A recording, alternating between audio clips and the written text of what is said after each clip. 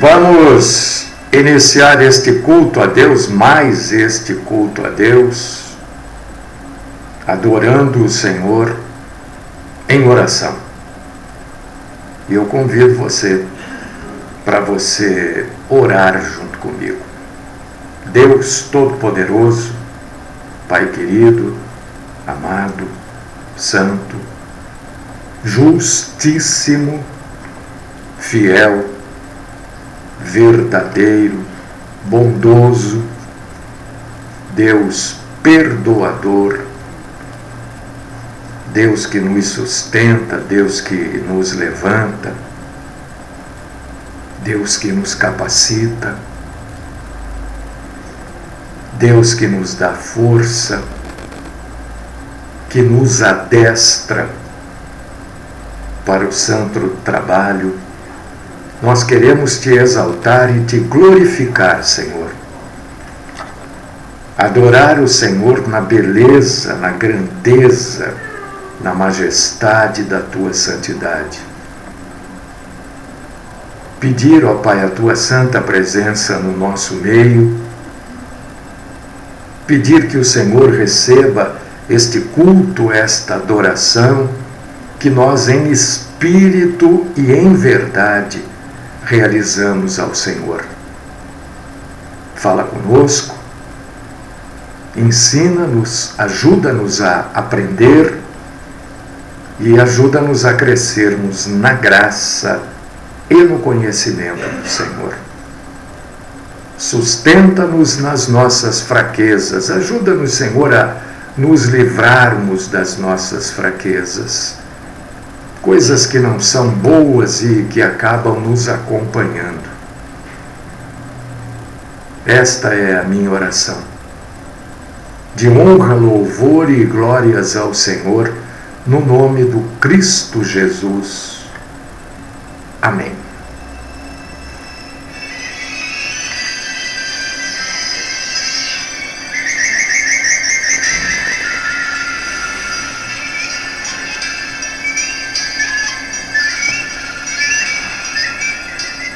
Irmãos amados, irmãs queridas, sejam todos bem-vindos a mais este culto, a mais esta adoração a Deus que a gente faz e realiza todas as manhãs aqui. Simples, mas de coração e verdadeiro. Vamos abrir a Bíblia nesta manhã aqui na segunda carta do apóstolo Paulo a Timóteo, capítulo 1, versículos 5, 6 e 7. Depois nós vamos falar de desânimo espiritual.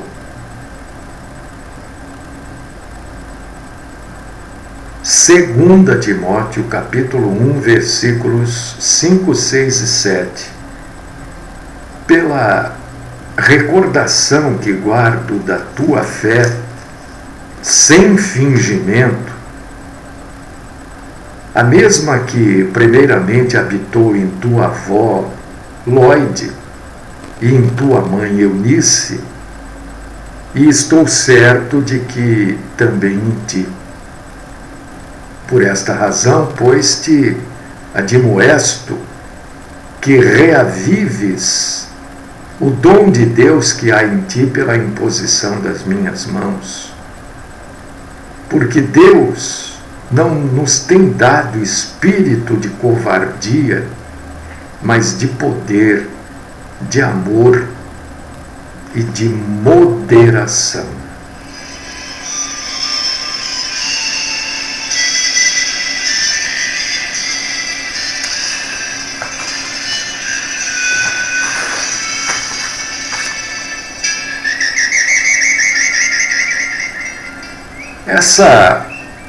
Essa situação que nós estamos vivendo, que o mundo tem vivido nos últimos 5 meses, né?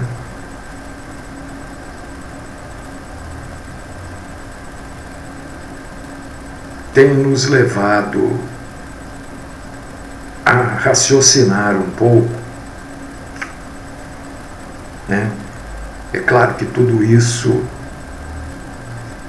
nos mostra a fragilidade do ser humano,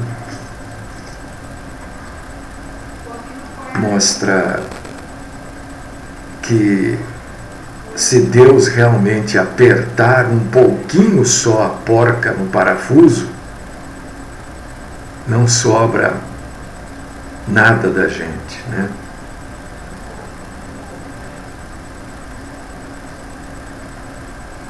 E uma das maiores preocupações que a gente precisa ter é o tal do esfriamento espiritual.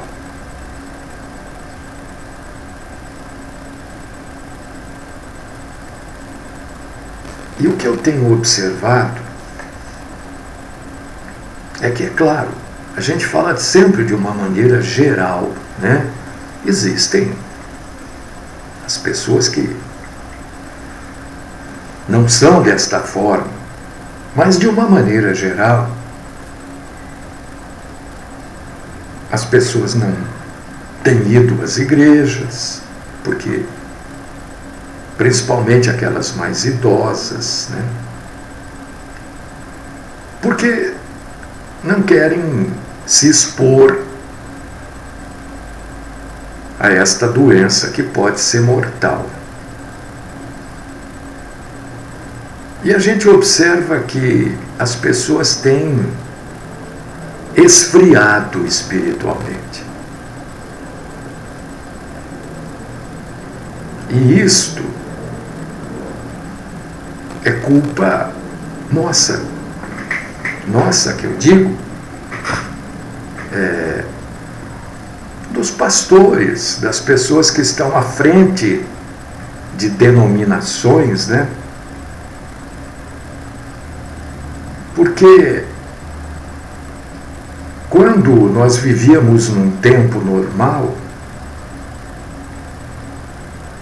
e eu sempre fui um crítico dessa atitude, se criavam programas, se criavam muletas para que as pessoas não se afastassem de Deus. Era culto disso, culto daquilo, e vai no monte, e desce do monte, e sobe no monte com garrafa d'água, barril de água, caixa d'água para ungir, azeite, tudo isso era muleta. Porque por mais bem intencionados que sejam esses líderes, as pessoas não estavam buscando a Deus por Deus, mas buscavam a Deus através desses programas.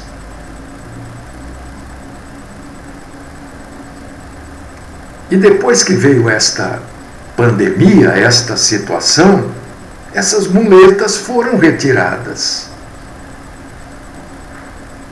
Nós ficamos aí um tempão sem os cultos.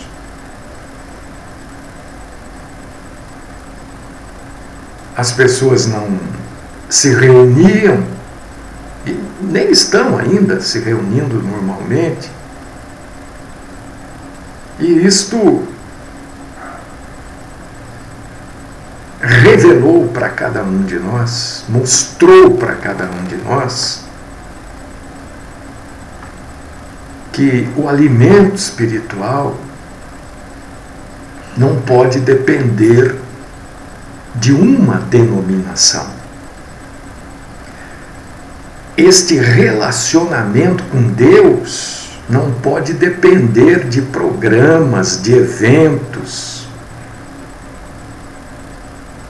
Não pode depender nem mesmo da presença num determinado lugar. o nosso relacionamento com Deus, ele deve existir independente de qualquer coisa, independente de segunda-feira ser dia de culto de empresário, de domingo ser o dia do culto da família, porque eu sempre fui um crítico, né?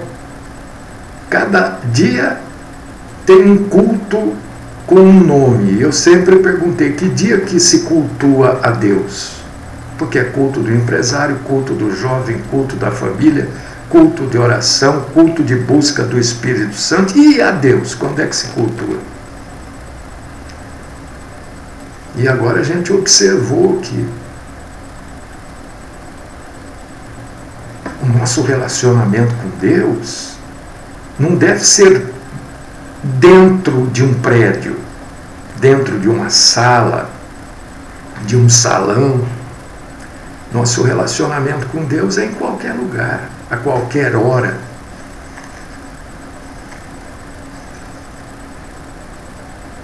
E este texto que nós acabamos de ler aqui, das cartas de Paulo a Timóteo, é um texto de encorajamento. Paulo se preocupa em animar Timóteo, alertando Timóteo para os perigos e para as responsabilidades que Timóteo tinha.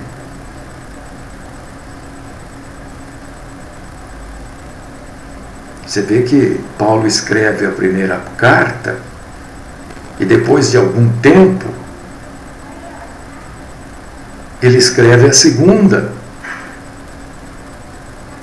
E Paulo estava em condições terríveis e ainda assim ele escreve uma carta encorajando Timóteo.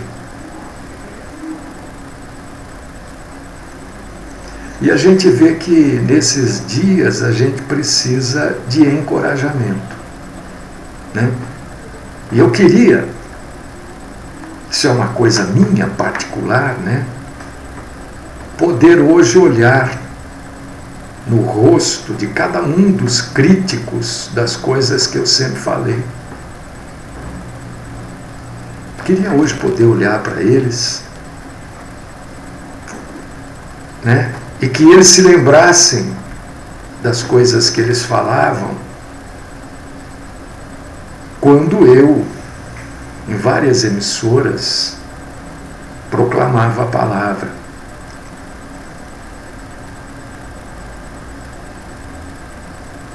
Mas isso é uma coisa minha, né? Paulo desafia Timóteo para que ele mantenha viva a chama do dom de Deus.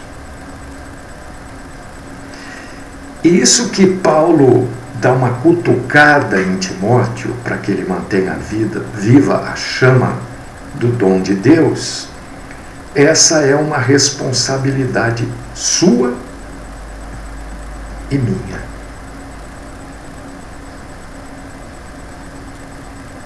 Porque manter a fé viva, meu irmão, minha irmã, cabe a nós, não cabe a ninguém, não cabe à igreja, não cabe à denominação. Quando eu digo igreja, eu estou falando em denominação, tá?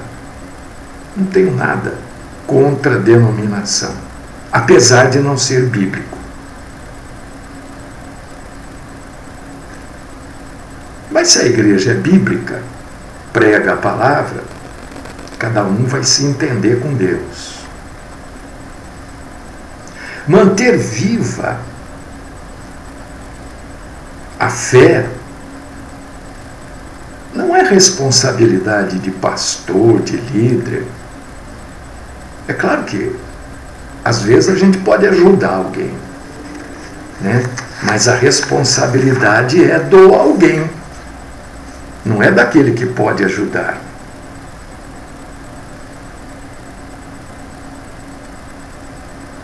E a gente tem observado muitos irmãos na covardia, no desânimo. Não fico ofendido quando eu falo em covardia, não. Tem muita gente que é corajoso, enfrenta qualquer coisa, mas quando fala em seguir a palavra de Deus, é covarde.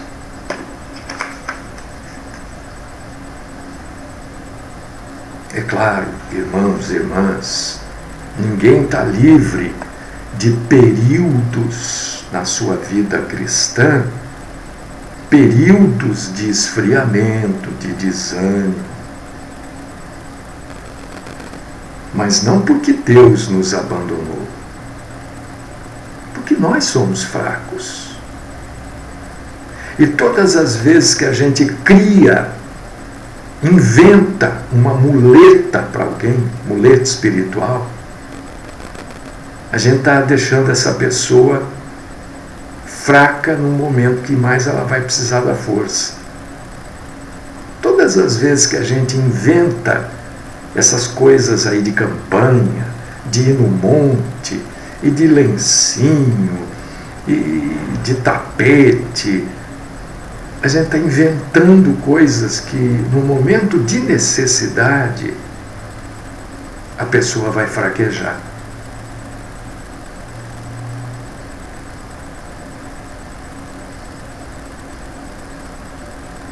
E nós, mais do que nunca agora, precisamos de equilíbrio. E Paulo,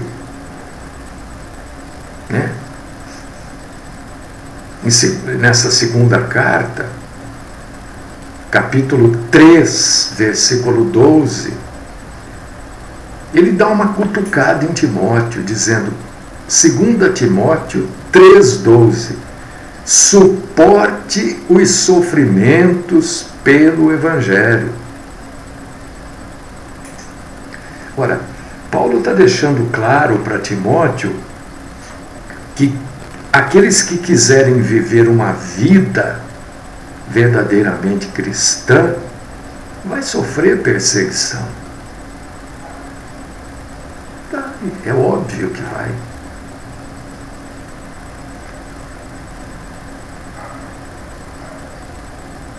E por que nós que deveríamos saber disso, quando enfrentamos sofrimentos neste mundo, por que a gente fica surpreso?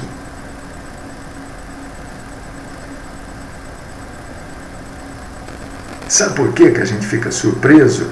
Porque a gente adota para a nossa vida expectativas, não do mundo cristão, mas desse mundo aqui que jaz no maligno, como nós falamos ontem. Por causa disso que a gente fica triste. Por que as pessoas ficam tristes? Acompanha comigo aí o que eu vou falar. A pessoa fica triste porque ela corre atrás de sucesso e não consegue. A pessoa fica triste porque ela corre atrás de dinheiro e não tem. A pessoa fica triste porque ela corre atrás de conforto e não tem. A pessoa fica triste porque ela não tem ou não conhece ninguém que possa ajudá-la com poder ou influência. Usando toda a sinceridade, é ou não é por isso que ficamos tristes? Porque não temos essa perspectiva cristã na nossa vida. Porque a nossa perspectiva é realmente deste mundo.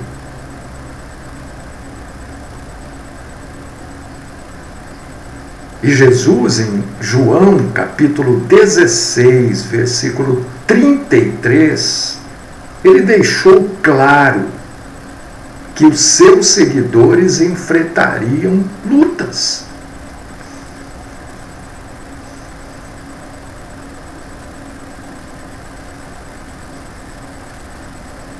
E eu quero lembrar você, irmão e irmã, que se diz cristão. É curioso, né? Quando a gente começa a falar essas coisas assim, as pessoas deixam de ouvir, deixam de acompanhar o culto. É curioso isso. Eu quero lembrar você de que nós fomos chamados para estar com Jesus desde a eternidade passada. O primeiro chamado de Jesus, e eu falo isso, já falei muitas vezes, né? E as pessoas não concordam, a maioria não concorda. Mas o que eu posso fazer? O primeiro chamado de Jesus é para estarmos com Ele. E só depois somos chamados para fazer algo por Ele. Então, isso deveria fazer com que a gente se preocupasse muito mais em cuidar, em cultivar o nosso relacionamento com o Pai. Buscar a Deus verdadeiramente, não com essas coisas aí criadas. Ouvir o que Deus está dizendo.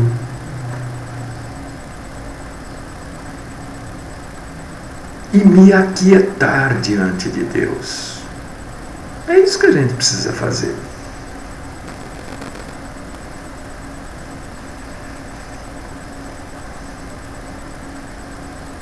Outra coisa que eu quero chamar a sua atenção hoje, e chamar a minha também, viu?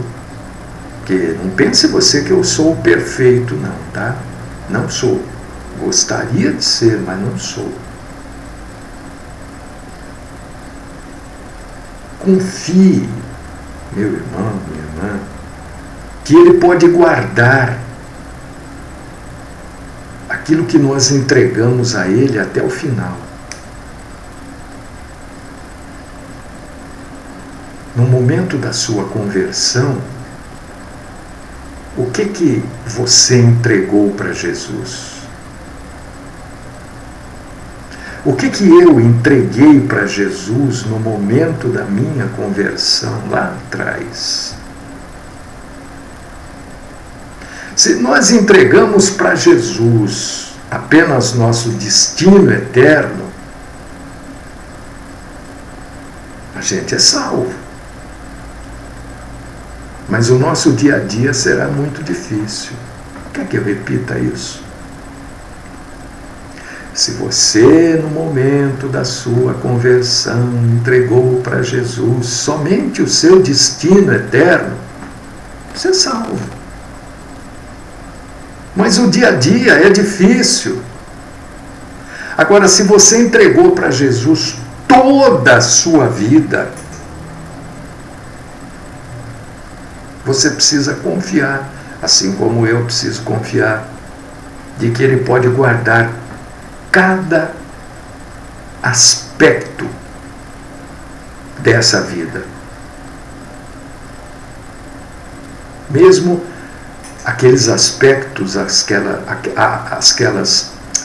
aquelas situações em que eu não entendo ou que eu não gosto. Ele vai guardar. Eu não sei o que você entregou. Talvez você nunca nem tenha pensado nisso. O que eu entreguei para Jesus? Eu entreguei o meu destino? Ou eu entreguei a minha vida? Talvez você nem se lembre. No momento da sua conversão, o que você entregou? O que você falou? Senhor, estou colocando nas tuas mãos o meu destino. Sei lá o que você falou. Estou colocando nas tuas mãos a minha vida.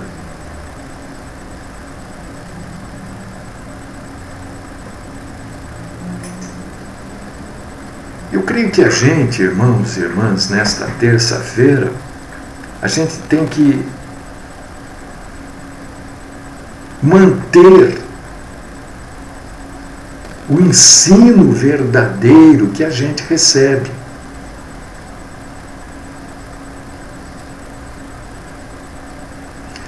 Tem um ditado que eu não sei se você conhece, talvez conheça, a maioria dos cristãos conhecem, né?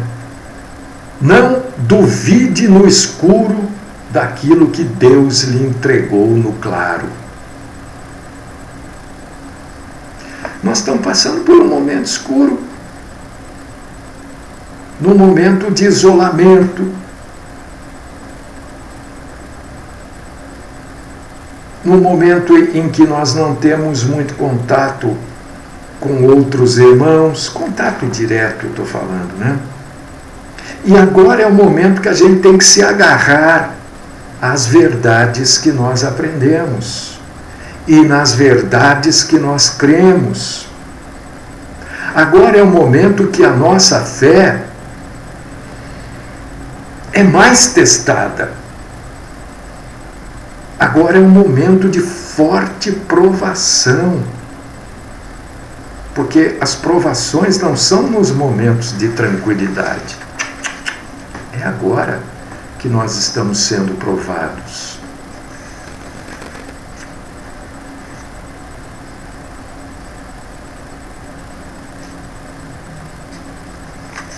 Quanta gente passando apertos aí e vê outros aí, né, como se diz assim, nadando de braçada, né? Aí falam, mas é assim, para o cristão as coisas são assim. Eu já falei aqui várias vezes, né? E falo, não em tom de reclamação. Eu falo para você ver que não é só na sua vida que as coisas são difíceis. Eu falo aqui toda hora. Olha, parece que na minha vida tudo é no saca-rolha. Você já, né? Imagina aquele saca-rolha antigo, né? Você enfia ele e fica virando na rolha, depois tem que segurar e puxar. É difícil, não é fácil. Parece que na nossa vida tudo é assim. Tudo é mais difícil, tudo é mais complicado, tudo é muito mais demorado. De repente você está hoje aí, nessa terça-feira, esperando a ligação de um emprego, né? Foi lá, fez a entrevista, a pessoa falou, a gente vai te ligar. E cada vez que toca o telefone, o coração dispara. Ou então o telefone que toca o dia inteiro, parece que hoje não está tocando. Não é? Para a gente é assim mesmo. Pastor, mas por que é assim? É assim porque é assim. É assim porque é assim. Não queira, sabe, por quê? Porque é assim. O que vai melhorar você saber por quê? O que vai mudar você saber por quê? Porque é assim. Porque Jesus falou, olha, as coisas não são fáceis, principalmente para a gente que é cristão, porque a gente quer tudo muito certo. Não é? A gente quer tudo muito certinho, muito correto. A gente não aceita coisa meia boca. E é nesse momento em que a gente precisa de outras pessoas, muitas vezes, nos estimulando.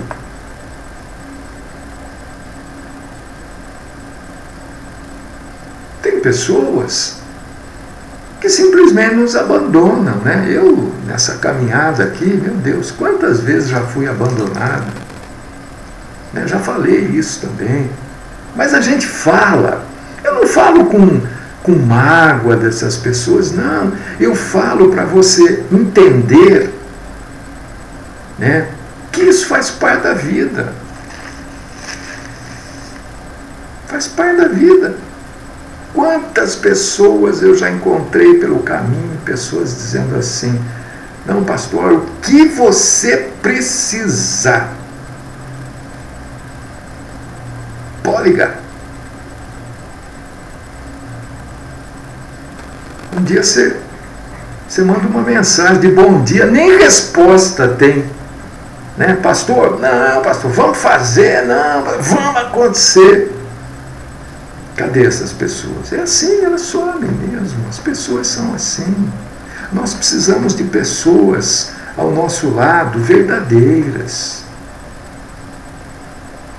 Porque muita gente na nossa caminhada nos abandona. Mas muita gente também nos apoia.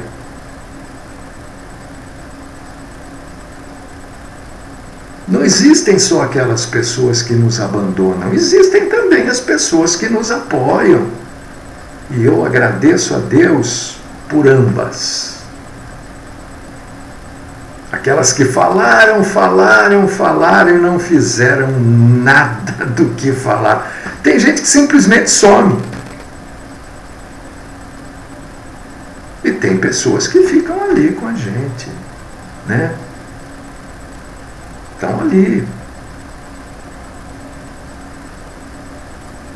O importante, irmão querido, irmã amada, é você não se isolar nesses momentos de desânimo. Tem um irmão, eu não sei o nome dele, ele já fez umas 5, 6 chamadas para mim, né? E eu não atendi, não é porque eu não quero atender. Deixa eu explicar isso para vocês. Não sei nem se o irmão está ouvindo. Acho que ele está na porta de um... que está aqui no celular. Acho que ele está na porta de um ônibus, né? E ele já fez algumas chamadas para mim. Irmão, eu não sou daquelas pessoas. Não é que eu não quero atender você de jeito nenhum. Que isso? É que eu não sou daquelas pessoas que ficam andando com o celular grudado nas mãos. Eu não. Na maioria das vezes eu saio sem o celular. Quando eu estou aqui em casa, como estou agora, né, o celular está aqui porque eu estou gravando com ele. Mas então ele fica aqui, eu vou para outro lugar. Às vezes toca eu nem ouço. Então não é que eu não quero atender. É que na maioria das vezes eu não sei. Eu não sei andar na rua. Com esse celular aí pendurado, falando. O que é tão urgente que eu tenho que caminhar? Já teve gente até atropelada por causa de celular. Então eu não sou assim. Então quero pedir desculpa a esse irmão que já ligou umas 5 ou 6 vezes. E eu não atendi. Outro dia ligou no horário do programa. Como é que eu vou atender no horário do programa? Né? Eu não sou daqueles que abandonam. Às vezes eu vejo que a pessoa pôs um ponto final. Aí eu também, às vezes eu demoro para entender, né? Tinha uma moça que ela e a mãe, que eu ia evangelizar. Era chuva, era frio, eu ia. Um dia ela falou que não queria mais. Tudo bem, encerramos aqui. Porque eu não sou aquele crente chato também não, viu? Sabe?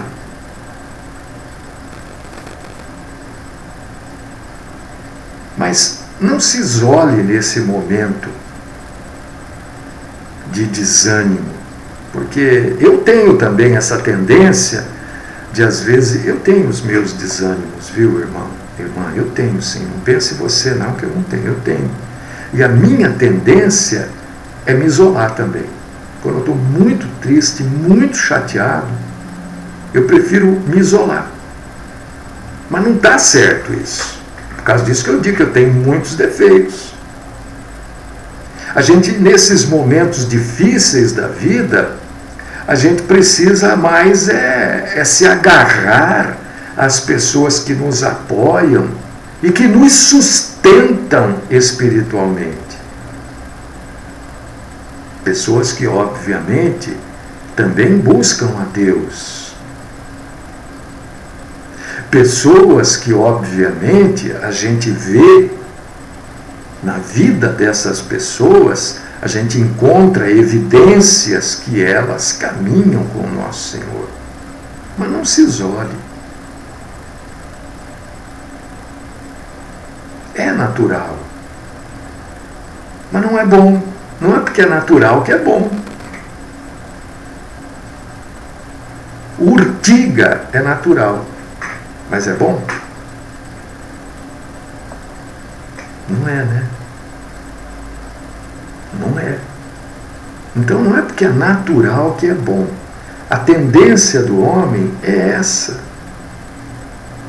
É isso que eu combato ainda, não vou deixar de combater a vida inteira, a vida cristã, praticamente inteira, né? Houve um período, um bom período de aprendizado, né? Como é que quem está aprendendo quem está aprendendo tem que aprender para depois ter opinião formada, né? Então houve um período em que eu só aprendia, hoje também aprendo. Mas eu combati a vida inteira e hoje continuo combatendo essas muletas. Por quê? Porque eu sempre penso assim. É uma coisa que me vem à cabeça constantemente. No instante em que eu estiver partindo deste mundo, será eu e Deus. Você concorda ou não? Não importa se vai ter alguém do seu lado, porque você está indo. Não vai adiantar ter alguém segurando na minha mão. É eu e Deus. É Deus e eu. Então nós temos que nos agarrar, a gente tem que aprender a se agarrar em Deus, a ter esse relacionamento com Deus, não necessitar de um prédio, de uma placa. Entende o que eu digo? Para ter relacionamento com Deus. Você tem que ter relacionamento com Deus, independente de pandemia, independente de qualquer coisa. Tem gente que só tem relacionamento com Deus e, na maioria das vezes, essas pessoas têm um relacionamento falso, porque é um relacionamento emocional. E o relacionamento emocional é falso, não é verdadeiro. Porque Deus é espírito e espírito não tem emoção. Tem gente que passa a vida se apoiando em outras pessoas, enquanto nós temos que nos apoiar em Deus. Por causa disso que eu perguntei, quando você entregou sua vida para Jesus, o que você entregou para Jesus? O seu destino? Tudo bem, você vai sofrer muito aqui, mas está salvo, tudo bem. Eu entreguei a minha vida. Eu entreguei a minha vida. Se a minha vida está nas mãos do Senhor, é com o Senhor que eu tenho. Não é com A, com B, você não tem nada comigo. Você tem com o Senhor.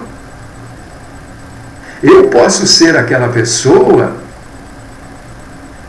que está te dando uma força, que está tentando aqui te apoiar e te sustentar espiritualmente.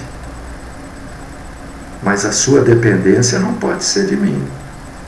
Não pode ser de homem nenhum, nem do esposo, nem da esposa, nem do filho, nem do pai. A sua dependência deve ser de Deus. E é isso que Paulo estava buscando ensinar para Timóteo. A luta de Paulo era deixar para Timóteo isso de maneira clara, para Timóteo não sofrer desnecessariamente. Que Deus nos dê graça e fale com a gente sobre este assunto, para a gente aprender um pouco mais, né? Para a gente crescer, deixar de ser menino, menina na fé e começarmos a entrar na fase adulta, na fé.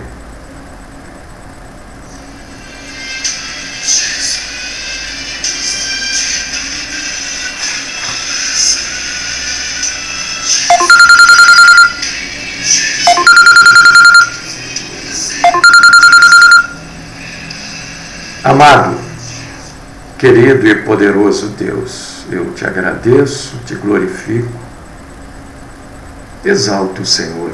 O Senhor é tão bom para nós, ó Pai, o Senhor é maravilhoso, o Senhor tem cuidado de nós.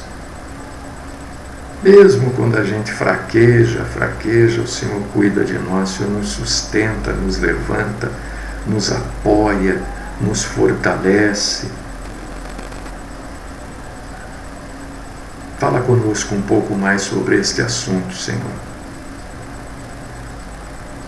Fala conosco, ó Pai querido. Nós somos fracos, Senhor, e precisamos de uma faíscazinha, de uma fagulhazinha da luz da Tua glória nas nossas vidas. Esta é a minha oração. No nome do Cristo Jesus. Amém.